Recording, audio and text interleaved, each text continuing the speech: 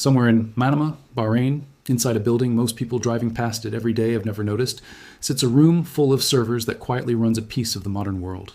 Banking apps, ride-hailing platforms, government systems, machine learning tools training the next generation of Gulf infrastructure. On July 21st, 2026, Iran's Islamic Revolutionary Guard Corps announced that it had fired several cruise missiles into that building and destroyed it completely. Not a military base, not a naval installation, not a nuclear facility, a data center, owned by Amazon. And the reason the IRGC gave for pulling the trigger has almost nothing to do with computers at all. To understand why Iran just spent cruise missiles, some of its most limited and valuable weapons, on a server farm instead of a warship, you have to go back to a decision made 2 days earlier, thousands of miles away, against a target that had no missiles, no soldiers, and no weapons of any kind inside it.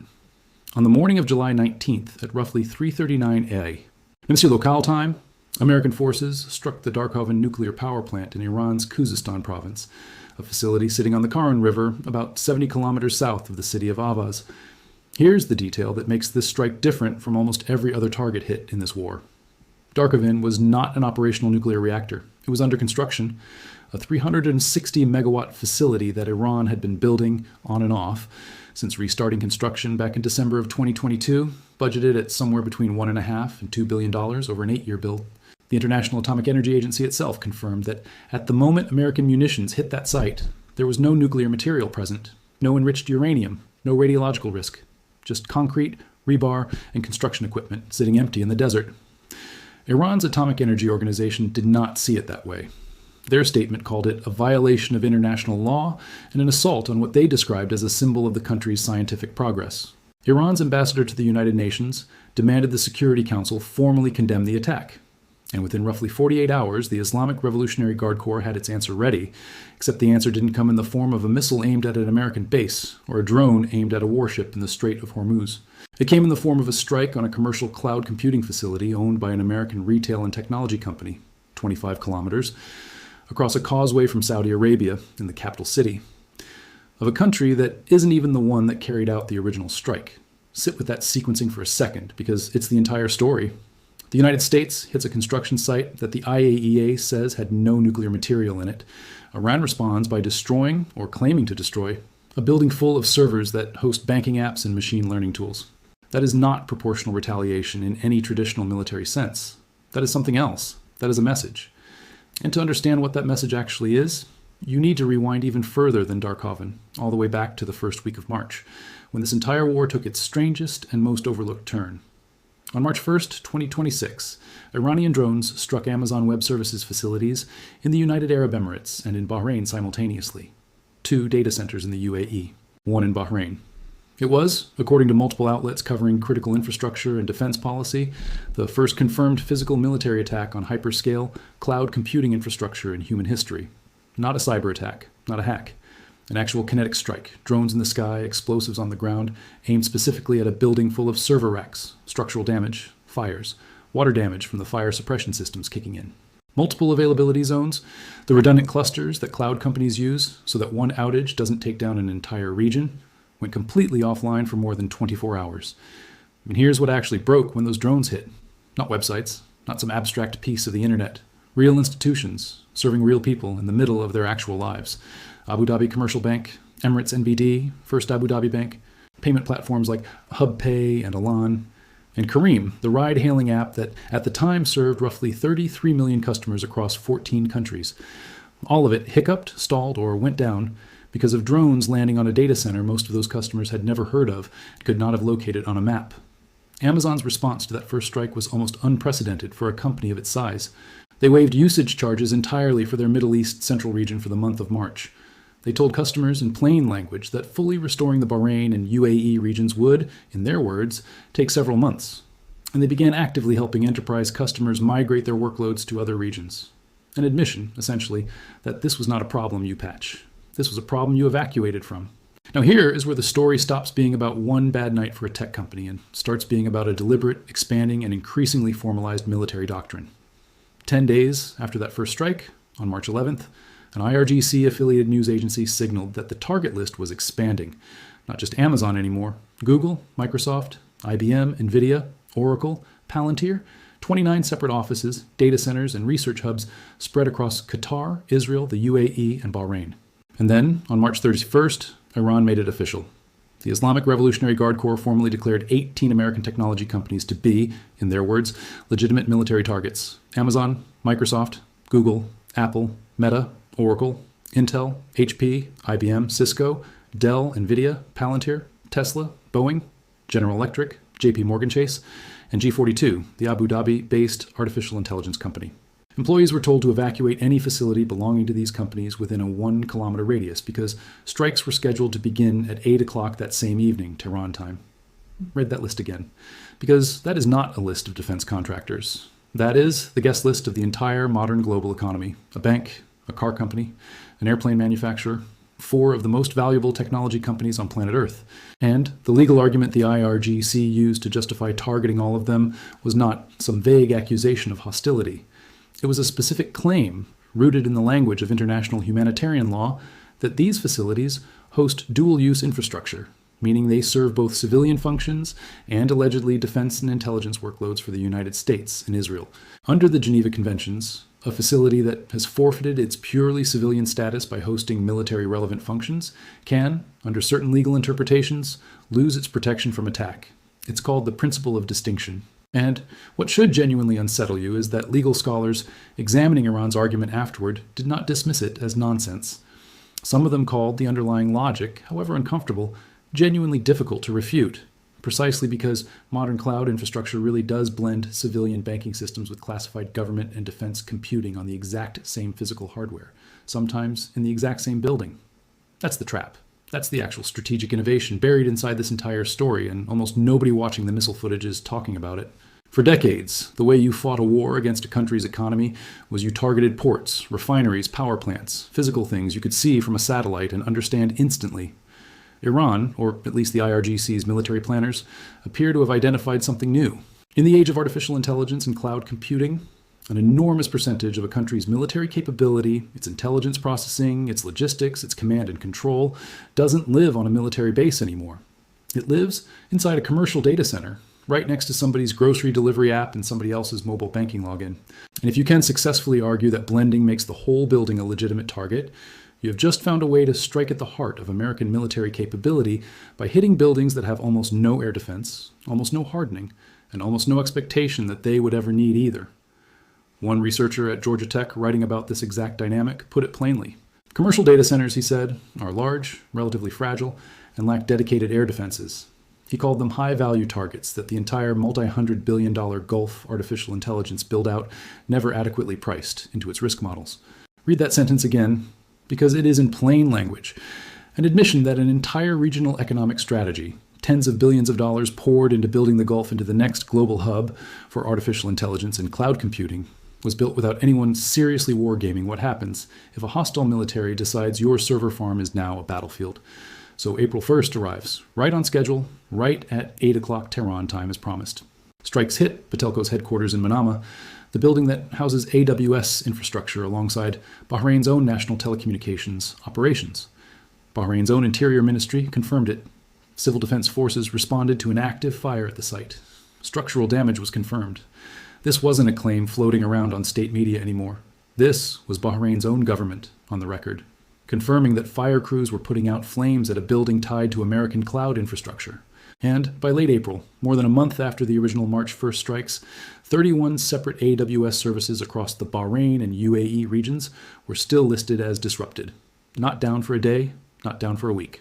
Down for 2 months in some cases, while engineers tried to repair infrastructure that kept getting hit again before repairs were finished. Which brings us back to July 21st and the strike that started this whole story. Because here's the detail that makes the July attack different from everything that came before it. And it's the detail buried in the IRGC's own statement, distributed through Mer and Tasnim, 2 of its affiliated media outlets. This time, they didn't use drones. They used cruise missiles. That distinction matters more than it sounds like it should. A Shahed series drone, the kind used back in March, travels somewhere between 150 and 185 kilometers an hour, carrying a warhead in the range of 30 to 50 kilograms. That's enough to start fires, damage exterior structures, and knock out power and cooling systems, the kind of damage you can repair in weeks if you have the parts and the will. A cruise missile is an entirely different weapon. Warheads in the range of 450 to 700 kilograms, Higher speed, far harder to intercept. Built specifically to punch through reinforced structures rather than just scorch the outside of them. The military logic here is not subtle. If drone strikes kept getting patched up and brought back online within weeks or months, then the escalation to cruise missiles tells you Iran concluded that partial damage wasn't accomplishing what it wanted, and that the only way to achieve what it was actually after, permanent, non-repairable degradation, required a bigger weapon. The IRGC's Public Relations Office packaged the July 21st strike alongside 2 other claimed hits in the same operation. A radar station at Muharraq, a Patriot air defense battery at Riffa, both inside Bahrain. Think about what that pairing means operationally. You don't normally plan a strike on air defense radar and a strike on a commercial data center as part of the same coordinated package unless you're treating both targets as equally legitimate, equally military, on the same target board, planned by the same people, in the same operational cycle. That is the IRGC placing an Amazon server room on the exact same tier of military significance as a Patriot missile battery. In their own internal logic, guarding against that data center now requires the same kind of layered air defense you'd use to protect an actual weapon system. Now here is the part of this story that should make you stop and actually think, rather than just scroll past another explosion headline. Iran claims the AWS facility in Bahrain was destroyed, completely destroyed, in their exact wording. But Bahraini officials responded by saying they intercepted the attack, and they did not identify Amazon or any commercial infrastructure at all among what was actually hit. Amazon, for its part, has said nothing. No statement, no confirmation, no denial, just silence.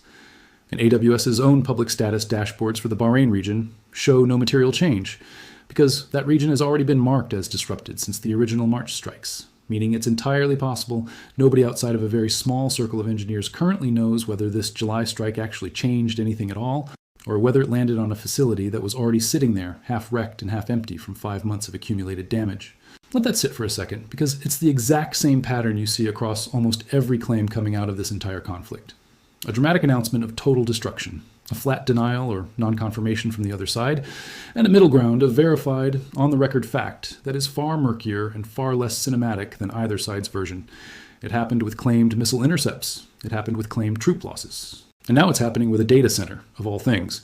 Because in a war where information itself has become a weapon, the fog covers server rooms just as thickly as it covers battlefields. But here's what actually is verifiable, regardless of whether this specific building in Manama is a smoking ruin or a partially repaired facility running on backup power right now. Amazon's cloud region in Bahrain, known as ME South 1, opened back on July 30th, 2019, as the very first cloud computing region Amazon ever built in the Middle East. 3 redundant availability zones. 146 separate AWS services running through it at its peak.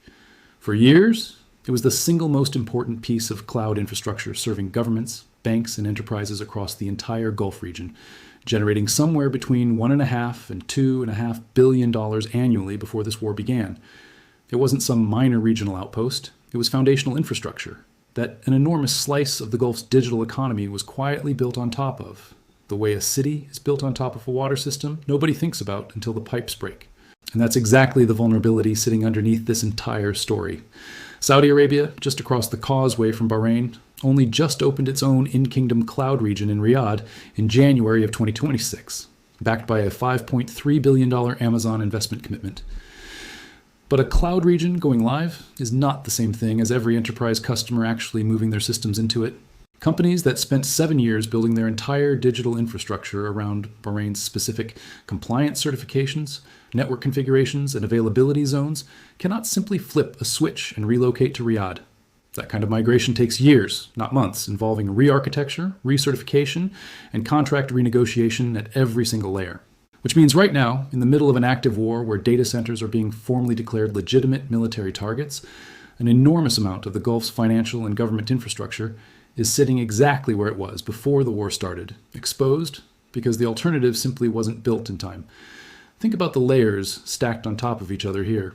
Aramco, Saudi Arabia's national oil company, has described cloud computing as a core pillar of a technology partnership worth $90 billion, integrating cloud and artificial intelligence tools across its refining, logistics, and sustainability operations.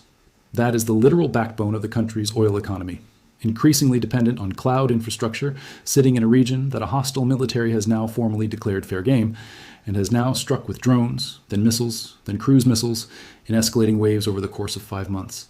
Saudi Arabia's own cloud spending crossed roughly $4 billion in 2025, growing more than 25% a year, right as the country was pouring itself into becoming the next great hub for artificial intelligence investment. All of that growth, all of that ambition, sitting downstream of a strategic reality that almost nobody priced in before the missiles started falling. Some competing cloud providers have already noticed the opening. Chinese cloud operators have begun actively pitching Gulf clients on the idea that single region dependency, meaning betting your entire operation on one American company's data center in one country, is, in their words, a thing of the past. Whether that pitch is really about resilience or really about capturing market share from a wounded American competitor while the missiles are still in the air is a question worth asking on its own. Now, step back and ask the obvious next question, the one that should honestly be keeping executives at half a dozen companies awake right now. If a data center owned by Amazon in Bahrain is a legitimate target because it might host workloads connected to American defense or intelligence operations, what makes any other cloud facility in the region categorically safe? NVIDIA has roughly 5,000 employees in Israel, the product of a $7 billion acquisition of an Israeli chip company back in 2019. Google operates a data center region in Doha, Qatar. Microsoft has publicly stated plans to open a data center in Saudi Arabia. Every single one of those facilities sits inside the same geographic envelope, the same missile and drone range, and under the exact same legal argument the IRGC has already used to justify striking Amazon 3 separate times since March. There is functionally nothing structurally different about those buildings that would place them outside the logic Iran has already applied repeatedly to a facility 25 kilometers from the Saudi border. And this is where the story stops being about missiles and becomes about something with a much longer shadow, because whatever the actual physical outcome of the July 21st strike turns out to be, whether that Manama building is truly gone or merely damaged again, the IRGC has now demonstrated, publicly and repeatedly, across 5 months and at least 3 or 4 distinct strikes, a fully developed doctrine. Strike commercial cloud infrastructure. Justify it under international humanitarian law by invoking dual-use classification. Escalate the weapon systems used when previous strikes get repaired too quickly. And tie each new strike explicitly to a prior American or Israeli action, so that every hit on a data center in Bahrain arrives publicly wrapped as retaliation, not aggression, a defensive response to something the United States did first, this time a nuclear construction site that the IAEA itself says held no nuclear material at all. That's the mechanism worth sitting with. A construction site with no fissile material gets bombed. A commercial data center serving banks and ride-hailing apps and government platforms across an entire region gets hit back in retaliation, using weapons upgraded specifically because the last set of weapons wasn't destructive enough. And the company that owns the building says nothing at all, while the government that supposedly controls the airspace above it says the missiles were intercepted, and neither statement can currently be independently verified by anyone outside a very small circle of people who actually know what that building in Manama looks like right now. So where does that leave things heading into the next few weeks? Watch 3 things closely. First, watch whether Amazon eventually breaks its silence with an actual public statement, the way it did back in March when the initial drone strikes hit. Silence this long on a claim this specific either means the damage genuinely is minimal enough not to require a statement, or it means the company is still assessing something serious enough that it doesn't want half-formed information circulating while an active war continues. Second, watch whether the IRGC applies this exact same justification, dual-use infrastructure tied to a specific American strike, against any of the other 17 companies still sitting on that March 31st target list. Microsoft, Google, and Oracle all have real exposure across the same region. And if the pattern established against Amazon repeats against any of them, it confirms this isn't an isolated grievance against one company, it's a standing operational doctrine now being executed target by target. And third, watch what happens to Saudi Arabia's own accelerating cloud build-out, the Riyadh region, the $90 billion Aramco technology partnership, the hundreds of billions being poured into becoming the next great artificial intelligence hub in the Gulf, because every one of those ambitions now sits inside the blast radius of a precedent that didn't exist 8 months ago. And that precedent is not going away just because the smoke over one building in Manama eventually clears. A war that started with a strike on a man believed to be Iran's supreme leader has now reached the point where a retaliatory strike lands not on a base, not on a ship, not on a runway, but on a room full of servers that most of the people whose lives depend on it will never see and never even know exists. Somewhere in that building tonight, or in the wreckage of what used to be that building, sits the exact kind of target that 8 months ago nobody on any side of this conflict would have thought to defend because nobody had yet decided that a server rack could be a battlefield. Now it is one. And whatever is left standing in Manama tonight is only the first version of a question the rest of the world's cloud infrastructure is about to be forced to answer as well.